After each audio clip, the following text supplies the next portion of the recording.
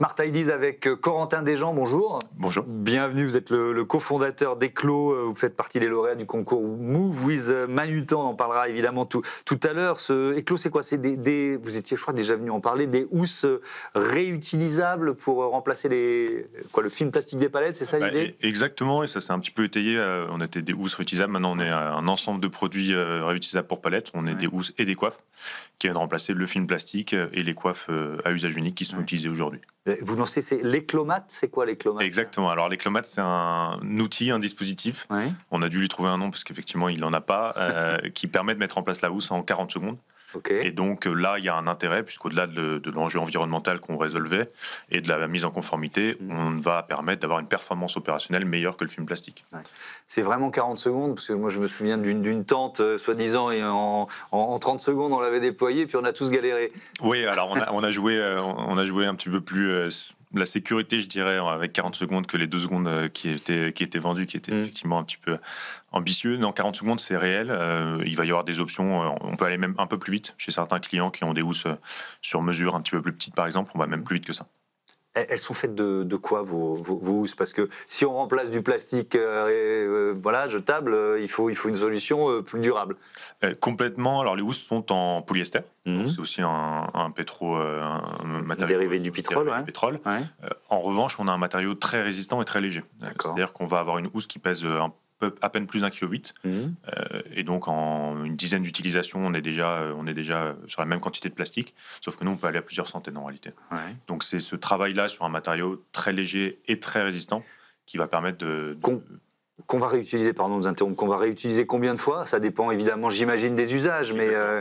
Ça dépend des usages. Sur les premiers cas d'usage, donc ceux qui étaient déjà en circulation il y a 1 an, on est à un peu plus d'une 60aine d'utilisations. Ça peut aller très vite. Chez certains, on peut aller à une 70 utilisations par an. Chez d'autres, ça sera une dizaine. Donc en réalité, ça va changer. Après, il y a aussi les cas d'usage. C'est-à-dire que les flux intra-logistiques au sein des sites, entre la chaîne de production et la chaîne d'assemblage, par exemple, ces flux-là, c'est idéal et on va pouvoir aller à plusieurs centaines d'utilisations assez facilement. Il y a peu de contraintes sur l'emballage.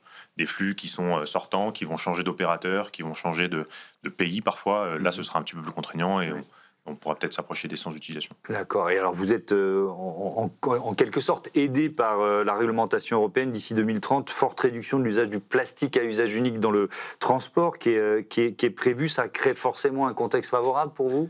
Alors, ça crée un contexte favorable, encore faut-il qu'on y arrive. C'est-à-dire que ça prend un petit peu de temps. Les objectifs sont à 2030. Les entreprises commencent à se poser la question de comment y répondre. Après, il y a aussi, à plus court terme, la mise en place de la REP, responsabilité élargie du producteur, qui va impacter fortement le coût du plastique. On va passer entre 10 et 20% d'augmentation du coût du plastique. Donc ça va passer de quelque chose qui ne coûte rien à quelque chose qui commence à coûter un peu plus cher. Et on voit avec les tendances des éco-contributions que ça pourrait atteindre assez rapidement 30-40% de hausse. Donc ce ne sera pas négligeable assez rapidement. On avait reçu ici même le patron de Manutan, Xavier Guichard, qui nous parlait de ce concours Move with Manutan. Qu'est-ce que ça change pour vous en termes au-delà de la notoriété, d'un passage dans Smart Impact? C'est pas rien quand même. Qu'est-ce que ça change pour vous? Ça change... Ça permet déjà d'avoir les équipes de Manutan à disposition. Je crois que c'est quelque chose qu'il avait mentionné. Effectivement, nous, aujourd'hui, on a déjà fait plusieurs fois appel à leur équipe, à leur service juridique. C'est des ressources qu'on n'a pas forcément en entreprise. C'est des connaissances et des compétences niches qu'on ne peut pas s'offrir. Donc, on y a accès. Ça fait un gain de temps évident. Et après, ça permet aussi de s'aligner avec une entreprise dont on partage les valeurs. Via le hub circulaire que Pierre-Emmanuel Saint-Esprit porte via le groupe Manutan. C'est de tous les groupes auxquels on pouvait se rattacher, c'est l'un de ceux qui partageait nos valeurs. En tout cas. Qui sont vos clients aujourd'hui? Alors nos clients, pour l'instant, on est un petit peu partout. On est dans l'agroalimentaire, et dans le luxe et la cosmétique. Le luxe et la cosmétique a l'avantage d'avoir un petit peu plus de marge de manœuvre en termes de coûts, bien évidemment. Donc ça a été les premiers utilisateurs en réalité, et depuis peu, l'agroalimentaire montre un intérêt pour nos produits, plutôt pour une question d'engagement et une anticipation de la réglementation, c'est-à-dire que l'avantage d'investir aujourd'hui dans une solution de réemploi, c'est qu'on peut anticiper le coût de l'emballage palette sur les années qui viennent, et on ne subira pas du coup les fluctuations dues aux taxations plastiques et à la REP EIC. Ça permet d'avoir un peu une stabilité pour les années à venir. Merci beaucoup, Corentin Desjean, et bon vent à Eclos. Voilà, c'est la fin de ce Smart Impact. À demain sur la chaîne des audacieuses et des audacieux. Salut.